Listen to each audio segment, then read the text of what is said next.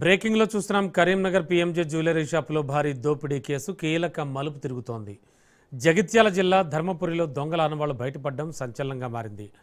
ధర్మపురి గోదావరి పుష్కర్ ఘాట్ వద్ద దుండగులు వాడిన పల్సర్ బైక్, హెల్మెట్ను పోలీసులు స్వాధీనం చేసుకున్నారు. దీంతో దొంగలు ధర్మపురి మీదుగానే పరారైనట్లుగా పోలీసులు ప్రాథమికంగా నిర్ధారణకు వచ్చారు. దోపిడీ అనంతరం నిందితులు బైక్ను అక్కడే వదిలి గోదావరి మార్గం కానీ లేదా అటవీ ప్రాంతాల వైపు కానీ వెళ్లి ఉండవచ్చని అనుమానిస్తున్నారు. గోదావరి దాటారా లేక అడవుల్లోకి వెళ్లారా అనే కోణంలో దర్యాప్తు కొనసాగుతోంది. ఇప్పటికే గోదావరి పరివాహక ప్రాంత గ్రామాలు, అటవీ ప్రాంతాల్లో డాగ్ స్క్వాడ్స్తో పోలీసులు విస్తృతంగా గాలింపు చర్యలు చేపట్టారు.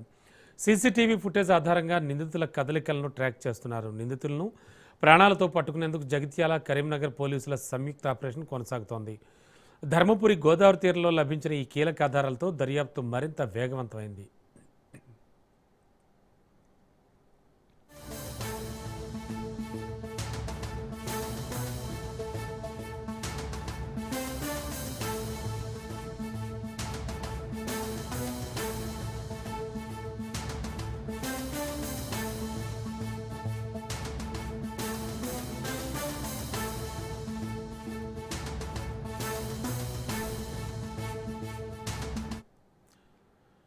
కరీంనగర్ పీఎంజే జ్యువెలరీ షాపులో భారీ దోపిడీ కేసు కీలక మలుపు తిరిగింది. మరింత అదనపు సమాచారం అందించడానికి మా కరెస్పాండెంట్ అజీం సిద్ధంగా ఉన్నారు. అజీం, గోదావరి తీరంలో వీళ్ళ ఆనవాళ్లు దొరికాయి అంటున్నారు. అంటే అక్కడి నుంచి గోదావరి దాటే సీన్ ఉందా, అంటే ఛాన్స్ ఉందా, లేదా ఇక అటవీ ప్రాంతాల్లోకి ఏమైనా మార్గం ఉందా?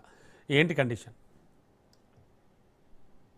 రమణ, జగిత్యాల జిల్లా ధర్మపురి గోదావరి పుష్కర ఘాట్ వద్ద 2 రోజుల క్రితం కరీంనగర్ పిఎంజీ జ్యువెలర్ భారీ దోపిడీ కేసులో ఇక్కడ కీలక ఆధారాలు అయితే బయటపడ్డాయి.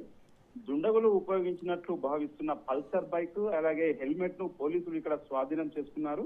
ఈ ఆధారాలతో దుండగులు ధర్మపురి మీదుగానే పరారైనట్లయితే పోలీసులు ప్రాథమికంగా నిర్ధారించారు.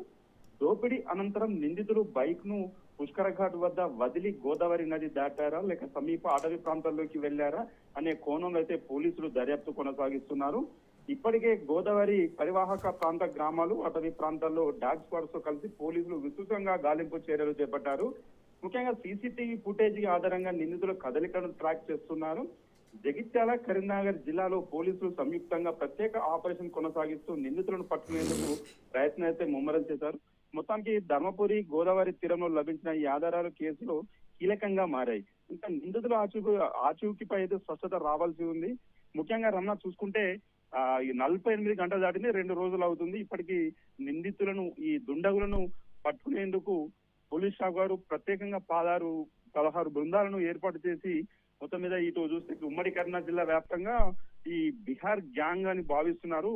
ముఖ్యంగా ఈ ఉదయం ఎప్పుడైతే ఈ దొంగతనానికి కరీంనగర్ కు వచ్చిన రోజే ఉదయము 8 గంటల ప్రాంతంలో ధర్మపురి నుండి, రామగుండం నుండి అయితే ఉదయం 8 గంటల ప్రాంతంలో వాళ్ళు కరీంనగర్ చేరుకున్నారు. అంటే 9 గంటల వరకు కరీంనగర్ చేరుకున్నారు. కరీంనగర్ చేరుకున్న అనంతరం అక్కడ ఒక రెక్కి నిర్వహించి 10 గంటల 45 నిమిషాలకైతే ఒక పిఎంజీ జ్యువెలరీ షాప్ లోకి ఆ షాపు ఓపెన్ చేయగానే ఒకరినక ఒకరు వెళ్లి ఒక బంగారు షాప్ లో, జ్యువెలరీ షాప్ లో ఆ బంగారం కొనేందుకు ప్రయత్నించి వాళ్ళతో ముచ్చటించే ప్రయత్నం చేసే క్రమంలో ఒకరినక ఒకరు తుపాకులు తీసి సిబ్బందిపై దాడి చేసి అందులో ఉన్న బంగారు ఆభరణాలు, సుమారు కిలోకు పైగా ఉన్న బంగారు ఆభరణాలను బ్యాగులలో పెట్టుకొని పరారైనారు. ఆ పరారైన క్రమంలో అయితే 2 బైకులను అక్కడే పక్కనే ఉన్న ఆ బ్యాంకు ఏదైతే మన గల్లీ, మన ముఖ్యంగా జ్యోతినగర్ అనేది కరీంనగర్ లోని ఒక నడిబొడ్డున ఉంటుంది. నగర నడిబొడ్డున ఒక వివిఐపీలు ఎక్కువగా ఆ ఏరియాలో ఉంటారు. అలా ప్రదేశంలో అయితే 2 బైకులను, ఒకటి పల్సర్ బైక్, ఇంకోటి అపాచ్ బైక్, 2 బైకులను వదిలి ఆ లోపలికి దూరిన దుండగులు ఆ బంగారు ఆభరణాలు దోచుకొని బైకులపై పరారయ్యారు. ఆ పరారయ్యే క్రమంలోనే ముఖ్యంగా చూసుకుంటే ధర్మపురి వైపు, అంటే శాతవాహన యూనివర్సిటీ వైపు నుంచి అటు నుండి కొత్త చింతకుంట నుండి రామడుగు నుండి మళ్ళీ జగిత్యాల ధర్మపురి అయితే వెళ్ళినట్టు ఆనవాళ్ళు తెలుస్తున్నాయి. మొత్తం మీద పోలీసులు ప్రత్యేక బృందాలు ఏర్పడి సీసీ ఫుటేజ్ ఆధారంగా దుండగులను గుర్తించారు. ఎటువైపు వెళ్తున్నారు, వాళ్ళ కదలికను చూశారు.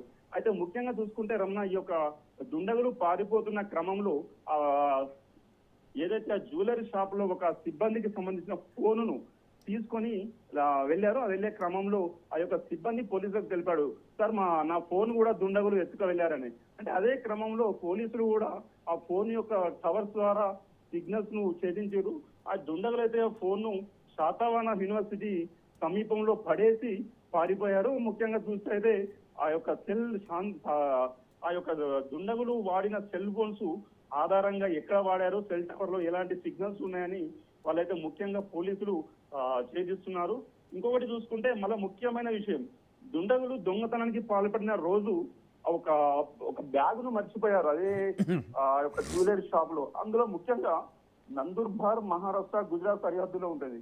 ఈ నందూర్బార్ అనేది జిల్లా గుజరాత్ మహారాష్ట్ర సరిహద్దుల్లో ఉండే ఒక ఈ పట్టణం. అంటే ఈ పట్టణంలో ముఖ్యంగా బ్యాగులు ఎక్కువగా తయారవుతుంటాయి. అది దేశవ్యాప్తంగా బ్యాగులను అయితే ఎక్కువగా అది ఒక సేల్ చేయడానికి కరీంనగర్ ప్రాంతం, హైదరాబాద్ ప్రాంతాలలో ఈ యొక్క బ్యాగులను అమ్ముతుంటారు. ఈ యొక్క దుండగులు ఆ యొక్క ఐ లవ్ నందూర్బార్ బ్యాగ్ పైన ఇలాంటి ఒక పేరుతో ముద్రించిన బ్యాగును వదిలిపెట్టి వెళ్ళిపోయారు.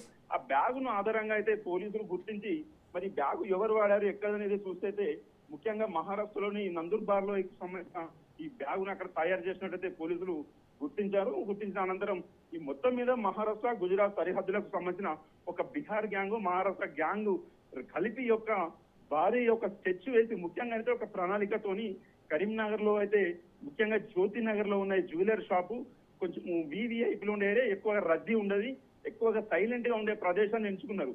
ఒక పక్క ప్రణాళికతోనే ఈ యొక్క ఈ దోపిడీ చేసినట్టయితే ముఖ్యంగా తెలుస్తుంది. ఈ అపాచీ బైక్, పల్సర్ బైక్, రెండు బైకుల మీద వెళ్లే క్రమంలో అపాచీ బైక్ అయితే ముందుగా వెళ్తుంది, అందులో నుంచి పల్సర్ బైక్ వెళ్తుంది. ఈ క్రమంలో ముందు ఒక ప్లాన్ కొద్దే వాళ్ళ ఒక ప్లాన్ అంటే ఒక రూట్ ద్వారా అయితే పారిపోయినట్టు తెలుస్తుంది. రమణ చెప్పండి Ramana. Okay, thank you Azeem.